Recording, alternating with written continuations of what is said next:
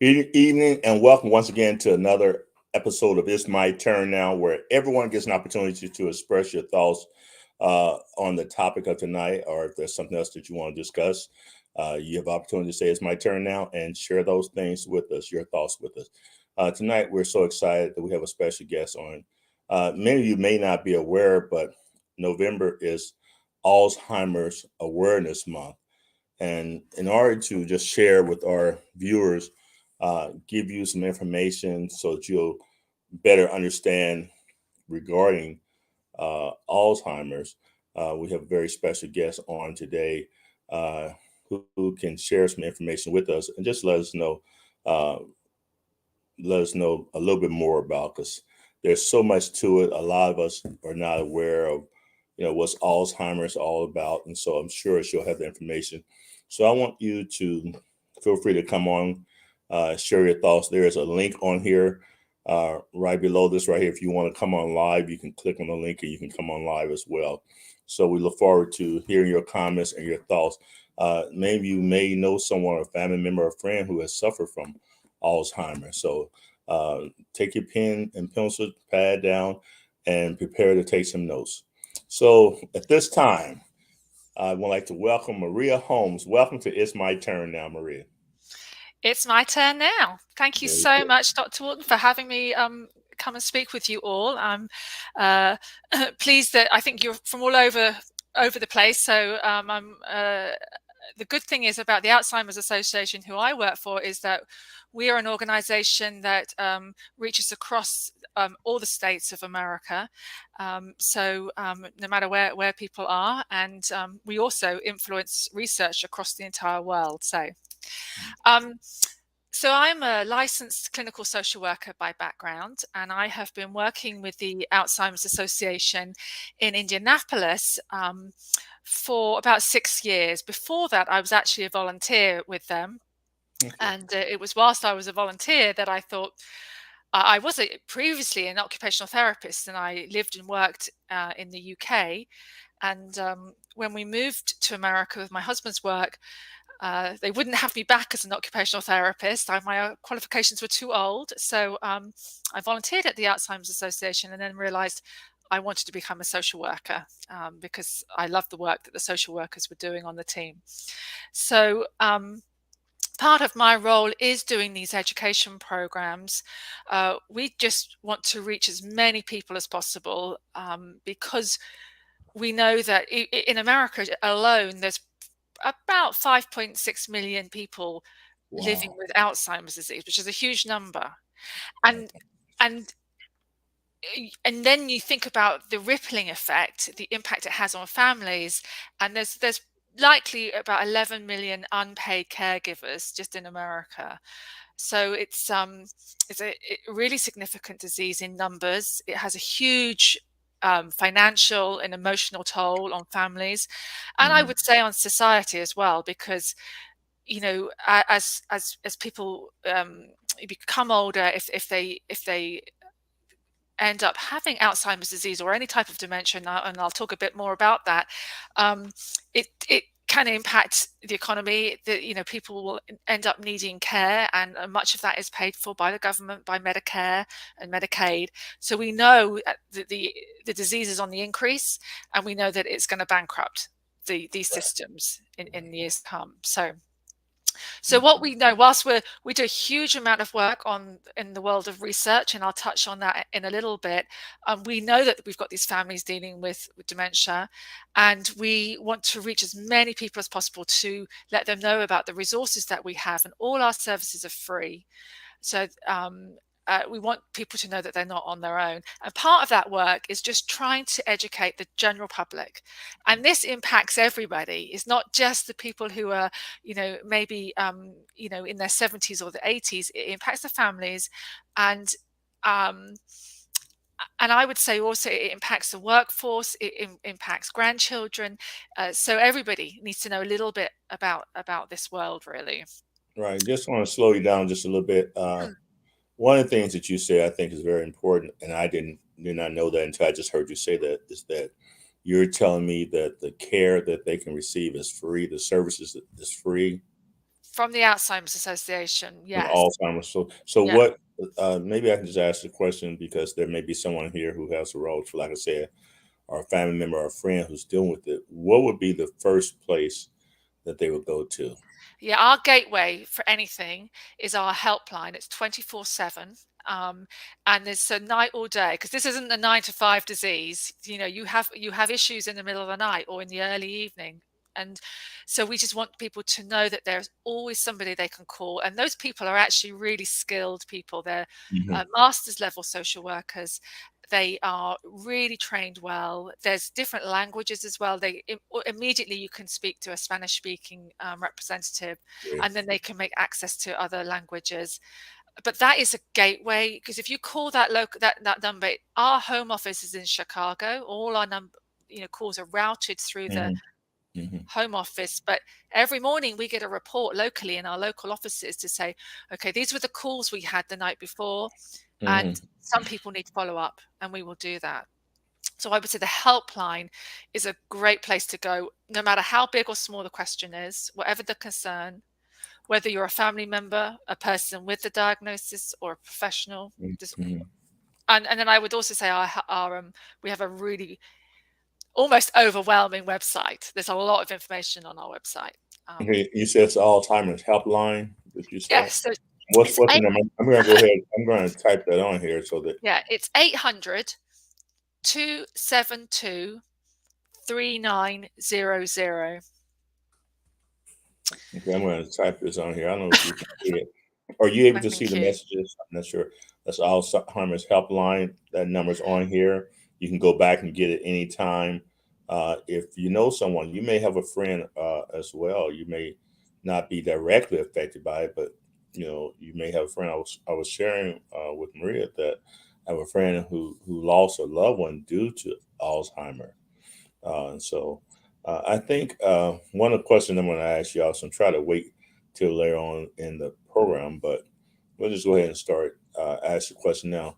There are a lot of people that are unable to differentiate between Alzheimer's and dementia. Can you kind of give us a little bit? Yes. Yeah. So we have this lovely picture, and if you imagine an umbrella, and Hmm. we always put the word dementia in that umbrella. So dementia is any like changes in your thinking and your processing and your cognition Hmm. um, that has an impact at some level on your day-to-day living. So something's happening in the brain that's causing some problems in your, thinking things through, maybe with your memory. But there are different types of dementia. And Right. sometimes when people go to the doctor, they may get a diagnosis of dementia and never get told specifically what type of dementia it is. And what I would say is there are some dementias that are treatable, that if you get to the root cause, it could be a thyroid problem, it could be Hmm. an infection. So some are treatable, but then we have these untreatable Hmm. dementias. Or the most common one is Alzheimer's disease.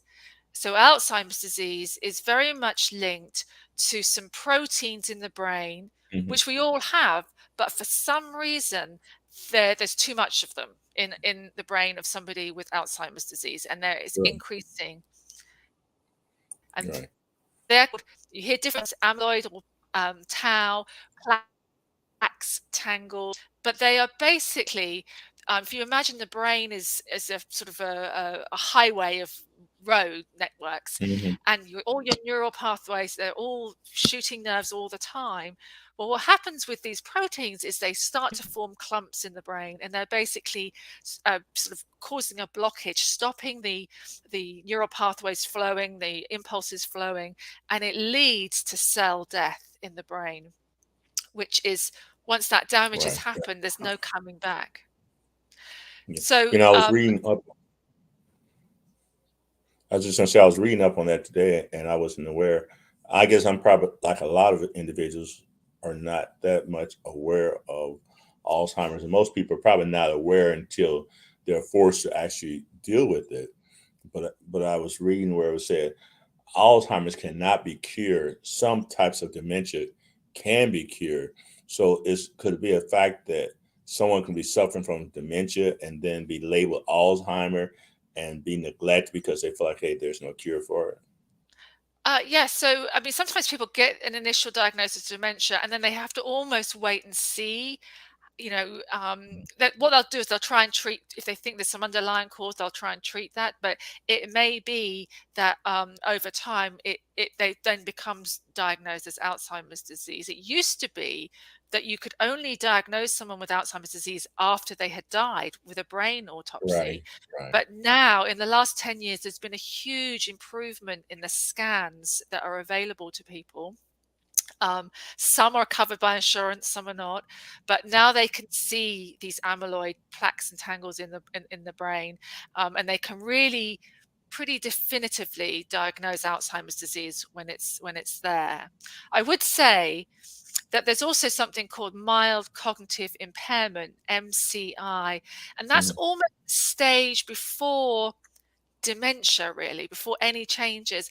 And sometimes people with mild cognitive impairment, it is impacting slightly their day-to-day living. mhm, Sometimes they stay at that point. They don't progress to anything more.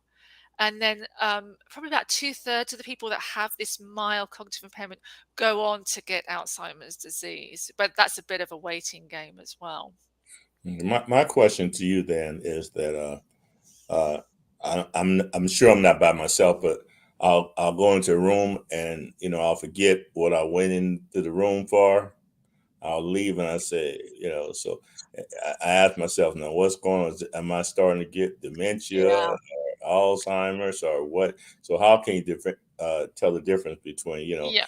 this being forgetfulness, or is that a sign, So that's a really, really great question. So um, what's very clear is that Alzheimer's disease is a disease.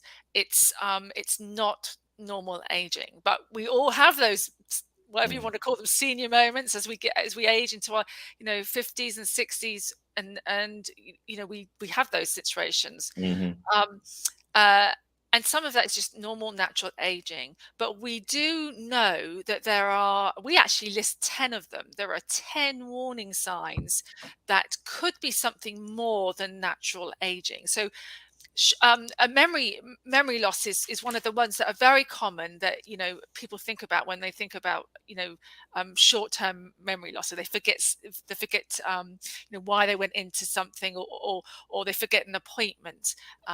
So we all that's normal. Sometimes we all forget sort of new Mm-hmm. information, Mm-hmm. but um, if it's being a little bit more frequent, you're frequently forgetting dates or events, or you're having to ask repeatedly the same question to try Mm-hmm. and remember something that's new, or you start relying a lot more on things like calendars or memory aids. Mm-hmm. When it really, you're starting to have to work quite hard to remember things that you never used to have to work hard at. Right, right. That is a big sign. But Now, there's I'm go on. sure you had a chart, and I know you like to use A's, or you can if you want to put the chart on here, and we'll bring that the 10 signs. So I think because that'll stay on here, so someone come Right. by. I don't know if you had that available or not, as we talked about that earlier Okay, today. I'll have yeah, I might struggle to find it at the moment. Yeah. It's your turn now, so don't even worry about. We don't worry Okay. about we don't worry about struggling this program right here. And If you can I don't find. know, and I don't know if you have people's emails, but I can certainly share with folks. We have this great booklet on the 10 warning signs, and we also have like a little bookmark that's got the 10 warning signs. But short-term memory loss is something. Um, and sometimes people will start to see that they struggle with problem solving. So sometimes we'll all forget maybe to pay a bill on time, or we make a little error. But sometimes when people have got something that's a bit more concerning, some of that higher level thinking that we call the executive functioning, um, Mm-hmm. you know, developing a plan and following the steps and concentrating on it and thinking about the consequences of what we're doing. Sometimes we can start to see people struggling with that. So Hmm. if you saw a little bit of that and the sort of short-term memory problems, you'd start, it could be a problem. Um, sometimes it really depends on people's basic functioning, because sometimes you get really, really smart people, really highly educated people, and they mask those early signs Mhm. because of that, that higher level of sort of functioning really. Just when they do eventually get diagnosed, they are quite far on because they've covered themselves quite well. Um, in a sort of 10-minute, 20-minute conversation with the doctor, they can sort of keep it all together. It's only when you're with someone for a lot longer that maybe you notice some of the problems. So are you saying that they are aware of it and they're trying to cover it up? They know that there's something not right, and is this Sometimes. something they intentionally try to do, or Well, sometimes people do. So that's the other thing is sometimes you get people that are really insightful. So I ran a support group today for people that have a lot of insight into their diagnosis, Mhm. and they want to talk to other people about it. They want to learn from each other. They want to advocate. One lady, we had a we watched her on a video, sort of DVD today, because she'd given a talk about living with it. So some people have a lot of insight, but sometimes people are scared. They know that something's not right and they try and keep it under wraps. And sometimes where the disease is impacting the brain, Mhm. people simply do not know that they're struggling. They have no insight. And it's really amazing. And it's often then the family, other members of the family that, if they come into town and they spend the weekend with maybe their parents, they suddenly see this is feels really different. There's something really odd going on. So sometimes the person with dementia doesn't know, um, and that's why we need everybody to have some sort of Mhm. awareness about what some of the warning signs are. So Sometimes it could be, sometimes people get a bit confused about time, mhm. day of the week, month of the year, or just like the sense of time. So I had one of my best friends, her father started getting some dementia, and he would just get up really, really early, like 5 o'clock in the morning, for a medical appointment that was at 11 o'clock in Oh, the okay. morning.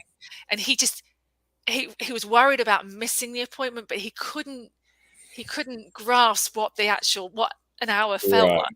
Right. Does that happen during advanced stages, or that could that happen It in early still stage? still can happen in the early stages. Yeah, yeah. So you do get some people that find themselves out driving, and then they just get themselves turned around. They go to somewhere that they're, really familiar with, and maybe they go into a store and they come out of the store and they just lose their bearings, and that can be quite early on as well. They can't remember where they put the car, or um, and especially, so I had a gentleman that was still driving and still, doing pretty well in the early stages of his Alzheimer's disease, but where became unstuck was when he used to drive from from his house to it was a garden center where he used to work, Mhm. and one day they had roadworks, and he went on this whole diversion, and he really struggled at that point to think on his feet, to Right. follow the new instructions, and to follow the diversion, and ended up having to phone his wife because he just completely got lost. So you're saying they can kind of familiarize themselves with a constant pattern, but once that Mm. pattern is interrupted and new data is introduced into the equation, then they no longer Yeah, able yeah. to Especially if function. you've been in a habit for, maybe years. Those things stay with you for longer. Um, yeah. I don't know about anybody else, but the more I hear you talking, I can't. I'm thinking about times I've gone out and forgot where I parked my car, and I had to press the little key fob to find. I Oh, don't know, So I that's guess, normal. I promise you, that's normal. I did that at the weekend. but you can't remember what is the earliest age of someone that you know of that have dealt with The Alzheimer's. early the person that I have worked personally with that was the youngest when he was diagnosed was 49. Wow. So it's when somebody gets Alzheimer's disease or any type of dementia really under the age of 65, we call Hmm. that younger onset. Sometimes you'll hear it being called early onset. There's a little bit of confusion though then, because there's people can be in the early stages, but they could Hmm. be 80. in the early stages. So I tend to go with the term younger onset. So they're younger than 65, and it is unusual, but it does happen. And when it happens, people tend to be in their late 40s, in their 50s. Hmm. But there's a sense that it maybe has a different flavor, the dementia that people get then. So as well as Alzheimer's disease, there's a couple of other dementias that I would love people to know about. One is vascular dementia, which Okay. tends to happen to people that have had a history of heart disease, maybe some strokes. And that's much more, instead of it being anything to do with proteins, it's much more to do with how well the blood vessels are working in the brain, how well the blood's getting to the different parts of the brain. And sometimes with people with vascular dementia, they have good days and bad days, and it's quite simply down to how well that blood is flowing on any one particular day. Can And I the ask you a other question? Can it, I ask a question? yeah, yeah. So, because I'm hearing you talking about blood, and I know that person with high blood pressure, they have issues with the blood. Could that be a cause of that? So, really good points. So, just about 2 years ago, there was a big study about involving blood pressure. So, there Mhm. is felt to be a link, particularly between blood pressure and vascular dementia. So, if someone has vascular dementia, we want their blood pressure to be treated really aggressively because we want to Mhm. avoid any more strokes. But there's also a belief uh, that even generally for people with Alzheimer's disease, there's some research to suggest that if you treat the blood pressure really aggressively, it can have some benefits on brain health. So definitely, there's some issues around blood pressure. Okay. Yeah. So So, there's is there one demographic of the culture that has a higher risk of dementia or Alzheimer's mm, than the other? So there are a few risk factors, and it does impact different communities. So age is the most significant, factor. The older you get, the more likely you might have some type of Mhm. dementia. Mhm. There may well be a family history, and so Mhm. there are different types of genes at work. Just because your grandmother, or I have my best friend in England, and her grandmother and her mother both had dementia, Alzheimer's disease, and so she is at more risk, but it's not deterministic. It's not she's definitely going to get it, Not but guaranteed. she's probably about 25% more likely to get it than maybe the average person. So if there's a family history, you're a little bit more at risk. If you're If there's a family history, are you more at risk of getting it the onset at an earlier age? I would say not actually, that it's really the people, and now this is probably a bit subjective, but the people I tend to meet who've got younger onset, it tends to come from nowhere. There's often no family history, and it's so mystifying and overwhelming because they're not looking for it. You're in your 50s. The last thing you're thinking about is that you've got some issues to do with dementia. So it takes them a long time to get diagnosed. Um, it tends to be the sort of older people that are older that tend to have this sort of family history. But again, it's not a hard and fast science. So the other group of people is women. So women are more likely to get Alzheimer's disease. They're Hmm. also Mhm. more likely to be caregivers.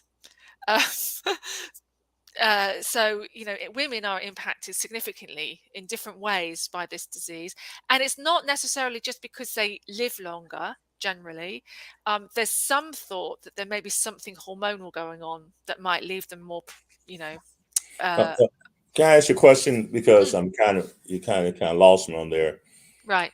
Are women most likely to be diagnosed with Alzheimer's? Yes. And Yeah. I'm trying to figure. You said they're most likely caregivers. I'm saying is there a correlation between them being caregivers? Because you kind of ran that together. So I Sorry. was Yes. the correlation between the two, or what the relationship is. No, there is no. It just so happens that women are more likely to get the disease, um, but for that huge number of unpaid caregivers in the America, a significant number of them are Okay. women.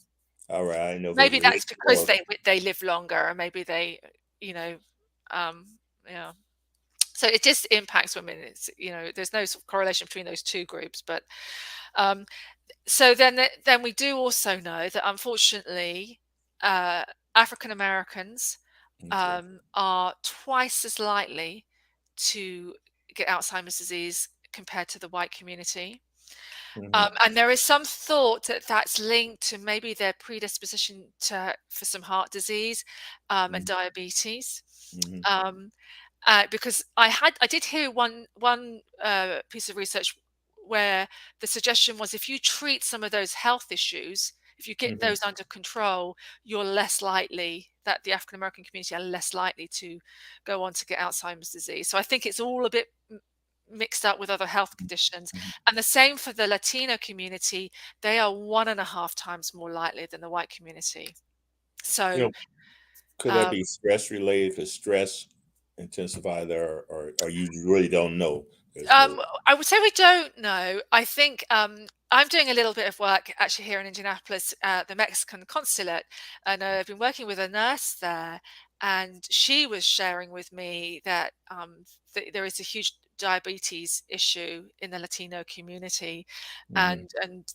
maybe there is some correlation there.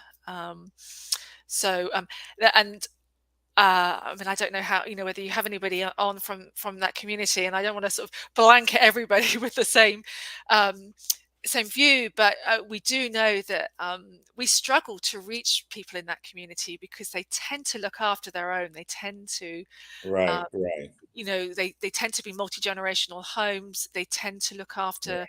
their elders in the home, and there's quite a bit of stigma about their elders, having Alzheimer's disease, which we obviously try and, um, you know, hopefully try and educate people that, this has not been caused by anything that we have done in life. Right.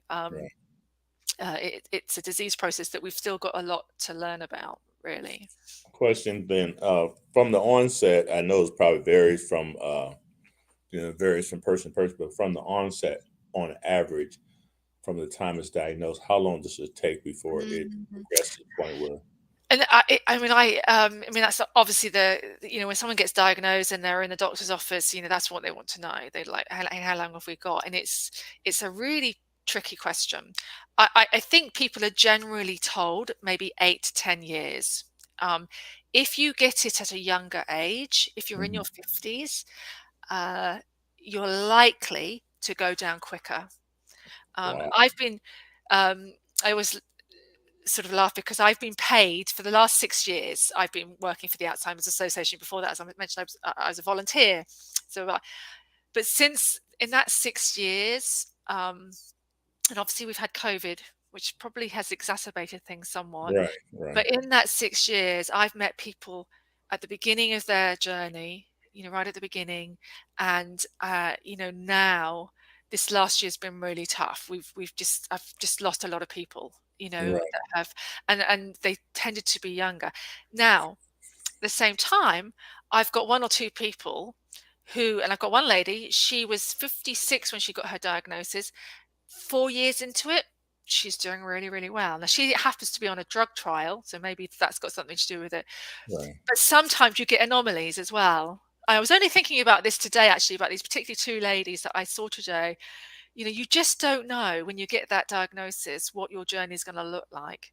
Um, and for some people, it's a lot quicker.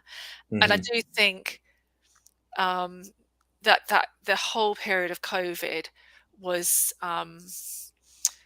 we know, well, and we all read about it. We all saw it on the news. How people with dementia in a nursing home were Hmm. separated from their families and had those window visits and couldn't Hmm. be touched and hugged by their family members. And we know that was really just so difficult for everybody involved. But equally, we had a lot of people living at home um, with their early and middle stages of their dementia, Hmm. really quite isolated, unable to go out to their normal social events. Right. And boy, and again, this is me being subjective, there's research being done on it, but the sense is that that isolation really had a negative impact on Hmm. people with dementia living at home. So, Now, I had a cousin that, and again, I'm not sure. I will say it was dementia, not sure if it was Alzheimer's, but he would start repeating himself. I mean, we were coming from Michigan to Indiana, and he told me a story probably about 100 times. wow. And each time he told me, I would say, "Oh, that's good. Because I didn't want him to feel the frustration of saying, "Oh, I said it again." So I was each time he said, I was, "Oh, well, that's good." I mean, after so many times, but I spent time with him 3 days a week, 3 hours a day, and his memory began to start. He began to start functioning better, Right. and Yeah. he unfortunately, uh, the COVID took him out of here. Ah, It wasn't dementia. yeah. He was actually doing better. So I don't know if that would have been Alzheimer's or dementia, and I think it's dementia, but Mhm. So the reason that we encourage people, when they've got some of these warning signs, we really encourage people to go and see their family doctor, because again, it might be something treatable. But hmm what other medical condition would you like underlying think, condition. Yeah. I'm not going to find out. I just gonna, and it's crazy really, because if you find out and you work out what type of dementia you have, there are some medicines. Now they Mm-hmm. don't cure and they don't necessarily delay. Well, they treat the symptoms and they give people a bit more time of clarity. So if they work, some of these medicines, they just help lift the fog, and they Hmm. give people a bit more time to be a bit more independent for a bit longer. I mean, the underlying disease is still sort of working its way, Hmm. um, there are some treatments that can help treat the symptoms. So I don't know if this is something that you would deal with, but sometimes you see these commercials on TV how they talk about if you are suffering from memory loss, take this pill right here, and my memory's gotten so much better. What do you think about that, or have you had any experience with that? Yeah, so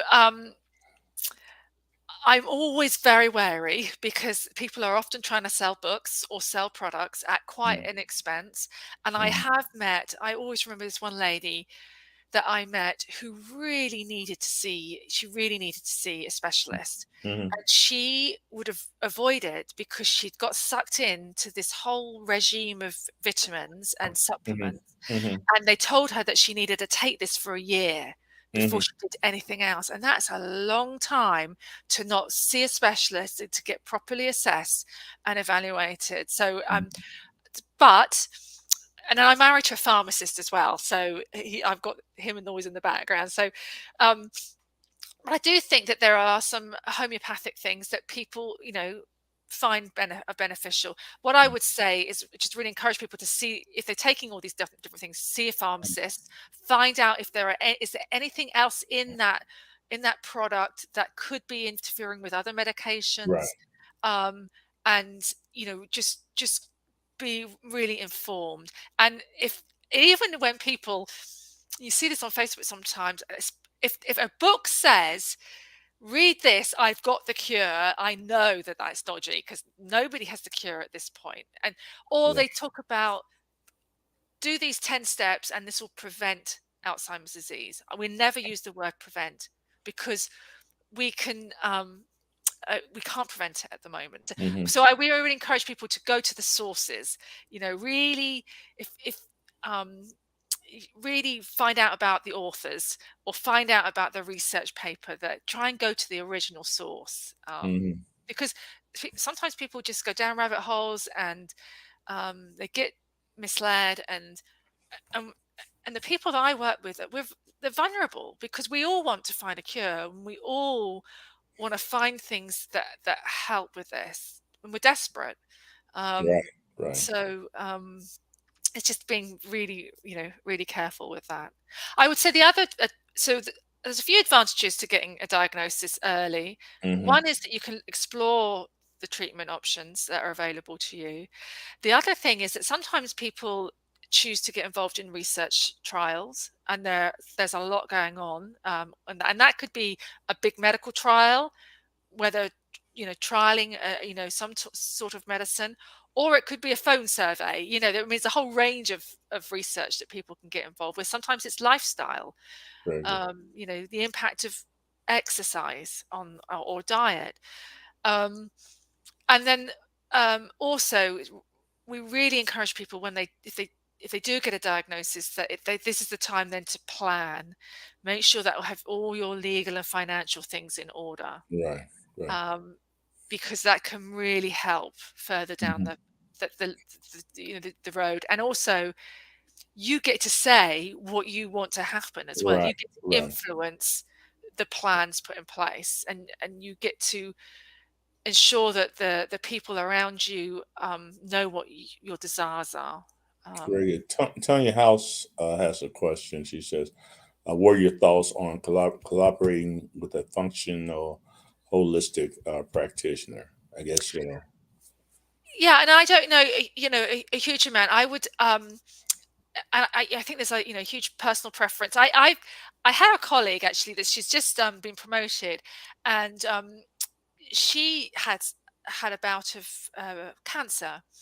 And she said, having had that whole experience and explored some homeopathic Hmm. remedies along the Hmm. way, it's changed her view on things. So I've never really been in that situation, Right. but Right. she said that she's much more open to it. So I would, um, I think there's all sorts of opportunities out there. I would just want people to be as informed as they can, and definitely seek medical, you know, advice and opinions, and take it as a whole, really. Hmm. And there's a lot to be said about if you see someone that's holistic, and you mentioned stress. If Hmm. you can, we really, there is still a good life to be led when Right. you're in the early stages of Alzheimer's disease or any other type of dementia.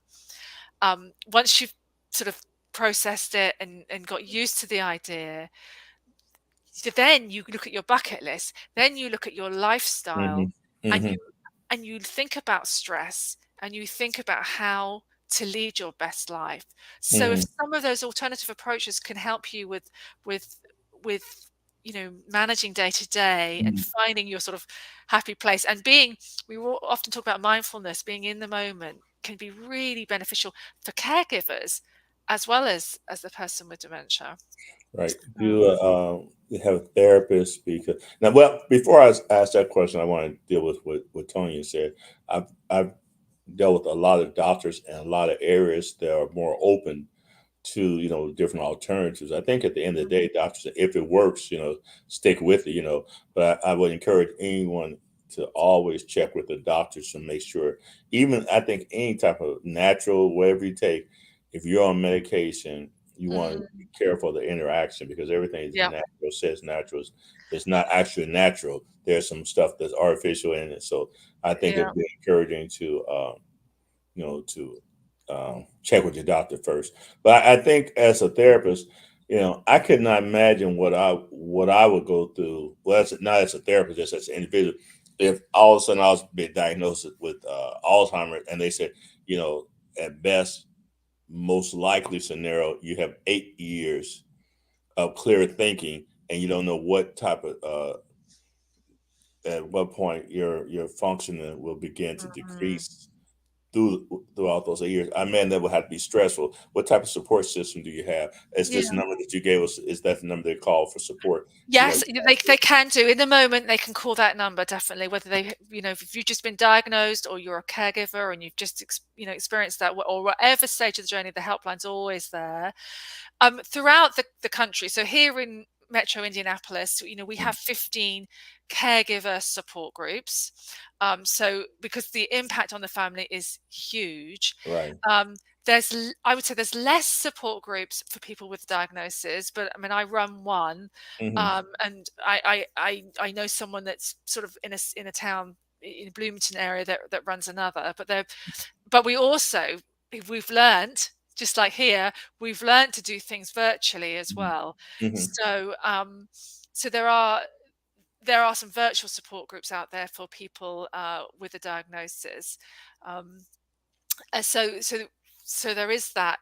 There's also, depends on where you live as far as the Alzheimer's Association is concerned. Here in Metro Indy, we also have a program specifically for people living in the early stages, Mhm. and there's a support group as part of it. There's an education series that we do for the person with dementia and their care Mhm. partners, and Mhm. just to help. That's a really neat way of linking people together as well. Because sometimes you feel really isolated, and just meeting other people at the same part, on the same journey and in the sort of same part of the journey. But we also have a huge social program as well. And the Mhm. social program, I say to people, we don't really talk about dementia very much. Mhm. We go out and we have fun. We go to the art gallery. We go to concerts. We do activities. We have memory cafes. Um, we go for walks. Um, because we're really just what we're really wanting to encourage people with the diagnosis is to keep socializing. Don't Mhm. hide away, because that's not good for your mental health, and it's not good for your brain either to be Yeah. isolated. So we want people to come out, and our early stage program is a sort of almost like we're doing very normal things, but Mhm. there's some safety there, because we know Right. that some of our folks maybe are going to lose their thread when they're talking sometimes, or can't pull out Mhm. a name right in the middle of a sentence, and that's fine. We don't care. Mhm. But we really try and encourage people to socialize and keep active, and really look at that bucket list. If people have been, you know, I I had one gentleman who actually came to our office the day after he got diagnosed, Mhm. and he sat down, and I can't remember this, but he tells me that on that very first day, I told him he needs to look at his bucket list, and if he likes traveling, he needs to start traveling. Mhm. And Mhm. he and his wife just didn't stop traveling for 2 years. They Mhm. just were always out and about, and he still is doing really well, actually. Um, but look at, and then really honing in on what brings you joy, what's important to you. If it's spending time with family or with grandchildren, whatever it is, just do more of it. And Very good. really, and I think, I mean, I find it an absolute privilege to walk alongside people Mhm. who are navigating this journey. It's really humbling, and the bravery of some of these folks when they do have the insight. Um, and it's it's okay that they have bad days, and you know Mhm. they isolate for a day, um and and who wouldn't, because as you say, it's really traumatizing. But what we just try and encourage is to keep active, um, and find joy in the day and in the moment. Very um, good. a- and I've seen that work with many people. Now sometimes people, especially early on, they do need a little bit of counseling. Mhm. um, the trouble is, on a long-term basis, people can't necessarily remember what they covered in the counseling Right. session to Right. to go out and maybe practice a few techniques. So Mhm. it's more just being cathartic in Yeah. the moment of the That counseling. yeah, exactly. That pretty much helps for immediate time. At that time. Jamie has says my turn now. It says she's asked, "What's the difference in Alzheimer's and dementia, and which has the worst results on people?" Yeah, so again, it comes back to that original, umbrella. Mhm. The I would say that Alzheimer's disease has a very specific journey, and Mhm. if people go to the end, if nothing else takes them, they are going to be, they're eventually going to die from it, because Mhm.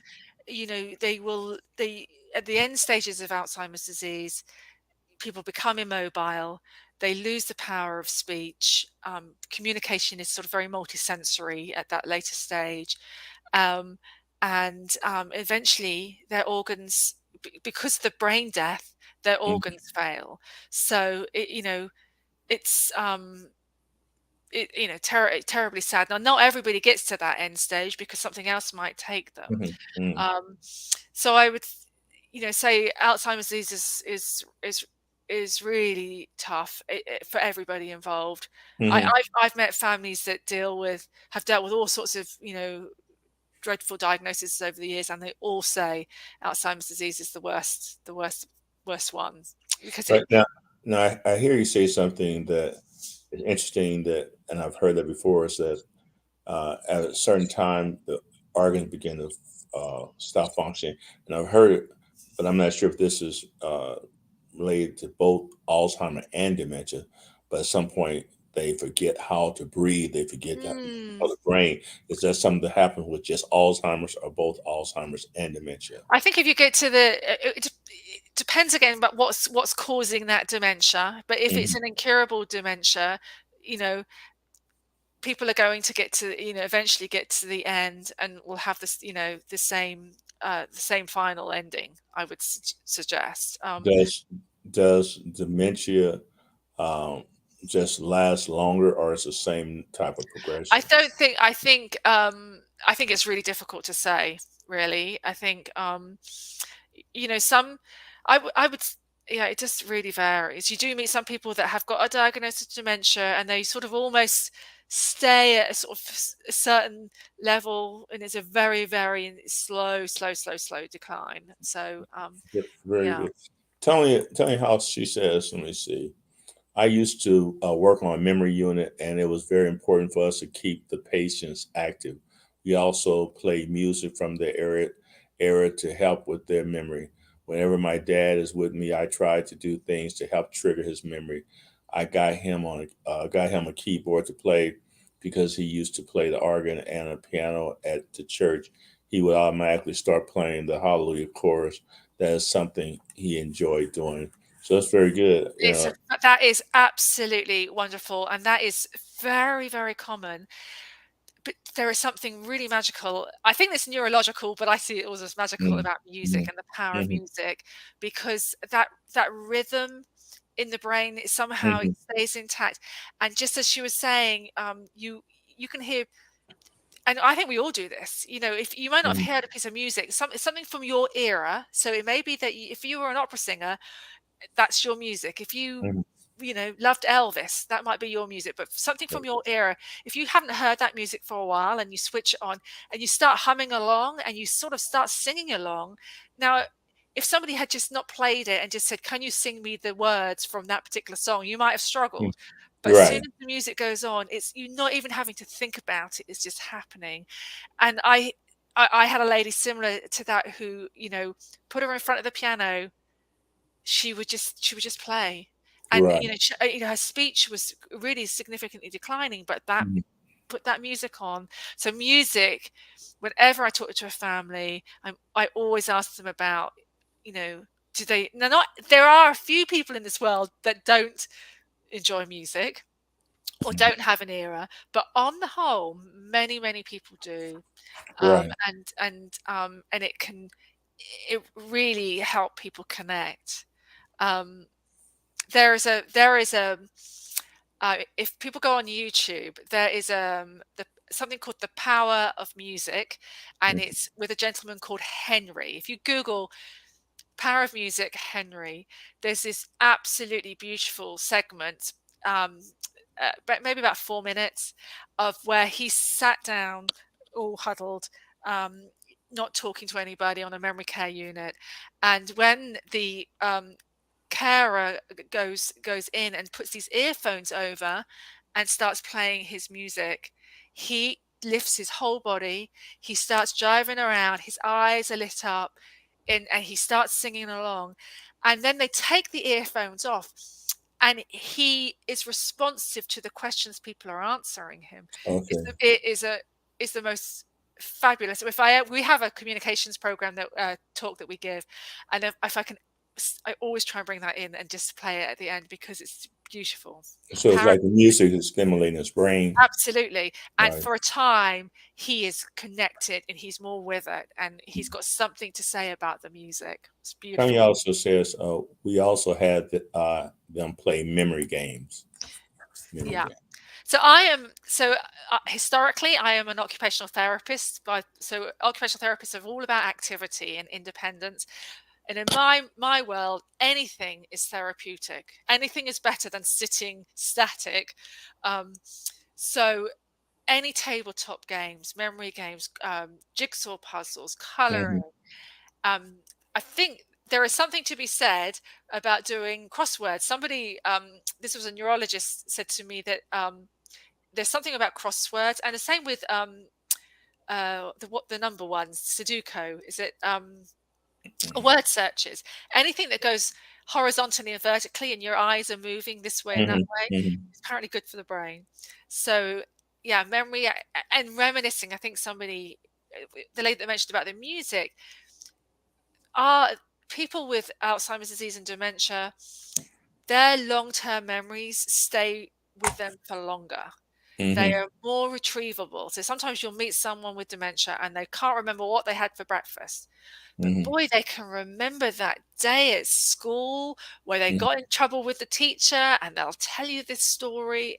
And sometimes you hear families, they'll hear stories and they'll hear a slightly different version of the story. Maybe they heard it before, and sometimes there's a silver lining. You get to share some of these experiences from way back, and that's, we call it reminiscing, and it's so beneficial to everybody. Um, Right. but to have those moments where you can sit and talk. You mentioned a really good thing about, when you were with your relative, and when they're repetitive, we really we don't want to make people feel bad. It's when they're asking a second time or a third time, it's because they simply don't remember that they asked the question, and Hmm. it's as if it's a completely brand new conversation. Hmm. Um, but keeping that conversation going is hard. Um, and putting someone on the spot and asking them for specifics, what did you have for breakfast, or what day is it? It can be really difficult. But talk Hmm. about those general, Hmm. stories from the past can be really retrievable and bring pleasure. And Right. uh, Yeah. I because we're getting close, time is going by fast. This is it a has very, gone by very, fast. very interesting subject. But on a negative side, negative view, I knew someone who actually lost a loved one, and there's a thing I'm trying to think of what it's called. It's a nighttime dementia, or where at when it gets dark, they have Mm. personality changes. I mean, they were saying this person was really mean at when so light plays effect on their memory, their cognitive thinking, even their personality. When it gets darker, saying they got more angry, more agitated. Can you Yes. talk So about that? So a couple of things. So actually, one of the warning signs right at the beginning can be some personality changes. Sometimes people do change their character, and it's just really odd. So just keep that in mind. But yes, particularly as people move into the middle stages of their dementia, they can get something called sundowning.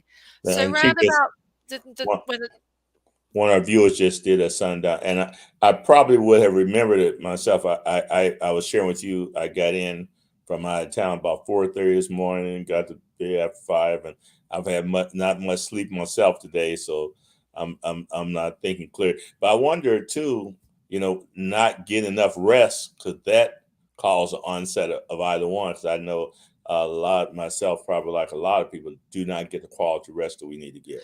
you absolutely so.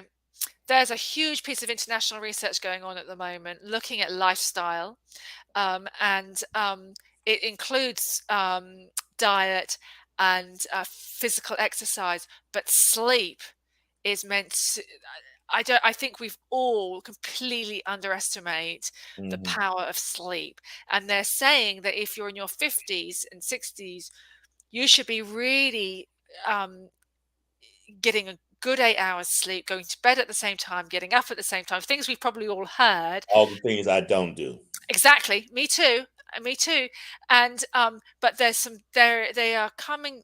There's some research coming that suggests that if you are not getting that deep sleep in REM your sleep. 50s and 60s, you are leaving yourself open to the risk, to an increased risk of getting dementia. So, and hey, it's free. It's like there's so much with about sleep. So yes, and stress, absolutely. So I think. and it just makes sense, doesn't it? If we're not getting enough sleep, if we're really living very stressful lives, we Hmm. know the impact on our bodies that that can have. And our brain is no different. Our brain is part of our physical body as well. And it cannot be doing our brain cells any good. Right. So, You yeah. know, as a therapist, I always tell people self care is so important. And, many times doctors and physicians, they don't always follow themselves. Like after listening to you, you know, I know the importance of rest and the importance of sleep, but you're always busy, you're always doing things like that. And so, we Mm, all have to take time to, yeah. slow down. Maybe that's nature's bias of telling individuals sometime, hey, you have to slow down, you have. Yeah. And it, I've started, doing a little bit of exercise, and it's because the research that's coming out is saying if you exercise 3 or 4 times a week and you get out of breath, so maybe you're exercising for about 30 minutes and you get out of breath at some point during that exercise, that oxygenating the brain is really good for you, and again keeps your brain healthier. Hmm. So when I'm doing that, I don't like exercising, I really don't, but when I'm doing it, I'm not doing it to lose weight necessarily, although it's always helpful. But I'm telling myself this is good for my brain. This is what I need to do because this disease is dreadful. I wouldn't wish it on my closest family or friends. We do our best to support people, but we really do need to find a cure. But it's not going to be a silver bullet. There's not going to be just one medication that makes a Hmm. complete Hmm. change. It's going to be lifestyle, like heart disease. It's going to be all these other things, as You, well as medication. we cover a lot on this short period of time, but as you're saying, it's so devastating to the family. And I've experienced individuals who watched either dementia or Alzheimer's to see their loved ones slowly forget. Especially people who are very active, educated, very knowledgeable, and to not be able to function. And it's hard for the family. It's hard for the family, and it affects them so many ways. And Mm, so I think it's mm, good to know that there's a support system and places that they can turn to. And definitely.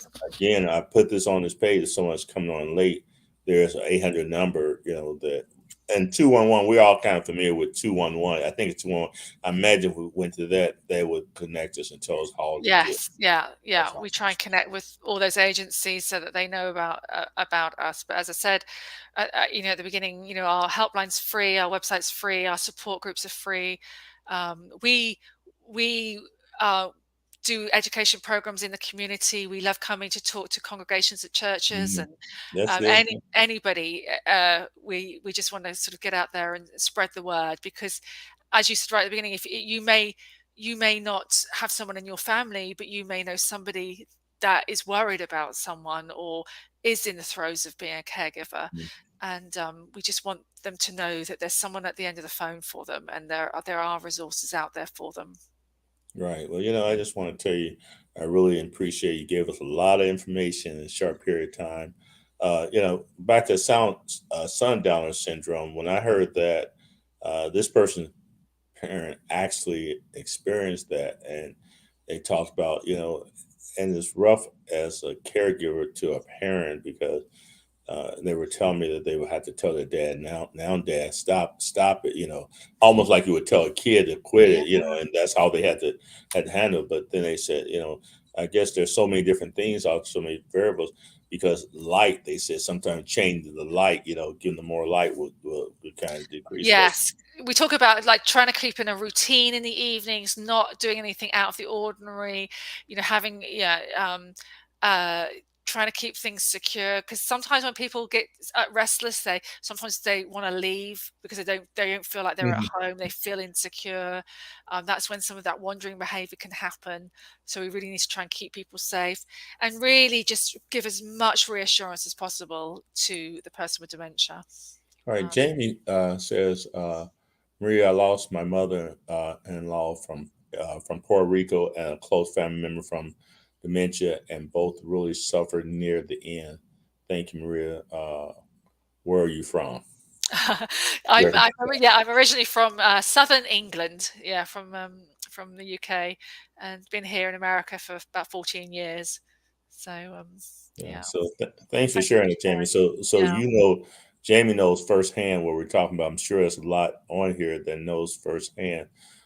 If you're the best advice that you would give, I know there's a lot of scenarios, a lot of things you could say, but if there was just one thing that you could give either the person who is a caregiver or someone, a member of family, what would that suggestion be? I think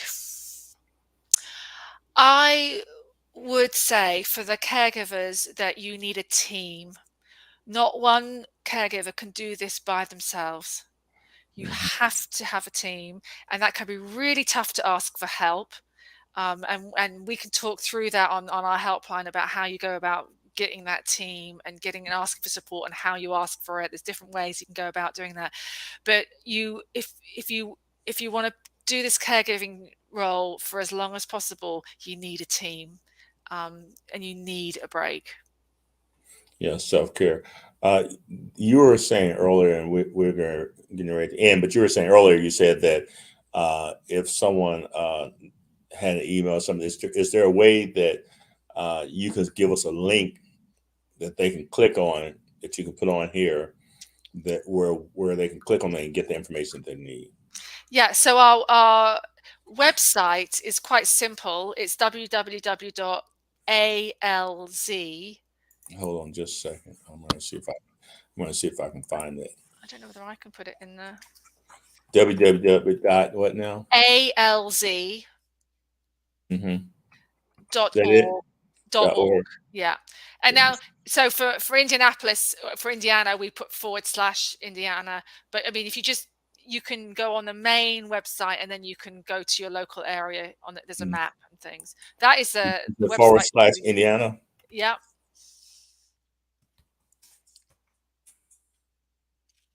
that's a good starting place. Um, Okay. Okay, I'm going to put this link on here so that those on here can take advantage of it. So we want to make it as simple because when you're overwhelmed with dealing with this right here, just whatever additional information you can have can be helpful. Sometimes people may not even have time. So I Absolutely. just put the link on there for the Indiana. And if there's someone from another state, If just they to just do the alz.org, and then they can go to like the locals. There'll be a map, and they can click on where they are, and then you'll find out who their local chapters are, and yeah, and get some local. Maria, thank you for your time. Thank you for the information. I'm encouraging those on here continue to share this right here. That maybe someone else that does is not watching this program that may be beneficial for them later. Maybe most likely, Maria, uh, someone who really needs to hear this is probably in the process of caring for a loved one right now. That is the simple things is hard to take the time to just Absolutely. listen on a program like this right here. So we want Yeah. to kind of keep them in our thoughts and Yeah. keep in our prayers if you know someone who's dealing with this, both the person who's dealing with this stressful as well as the person who's caring for them is stressful.